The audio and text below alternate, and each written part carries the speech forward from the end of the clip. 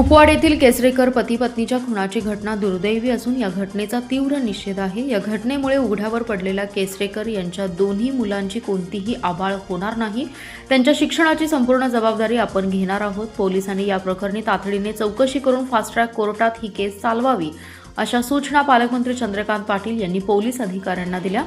किरकोळ कारणावरून फरीद शेख यांनी मनीषा केसरेकर आणि मोहन केसरेकर या पती पत्नीवर हल्ला केला। यामध्ये मनीषा यांचा जागीच मृत्यू झाला तर पती मोहन हे उपचार सुरू असताना मयत झालेत। या घटनेमुळे समाजात प्रचंड रोष पसरलाय। पालकमंत्री चंद्रकांत पाटील यांनी पोलीस अधिकाऱ्यांशी संपर्क साधत याबाबत माहिती घेतली। या घटनेची तातडीने सखोल चौकशी करून ही केस फास्ट ट्रॅक कोर्टात चालवा। संशयिताला जास्तीत जास्त कठोर शिक्षा होईल यासाठी प्रयत्न करा अशा सूचना पोलीस अधिकाऱ्यांना दिलेल्या आहेत।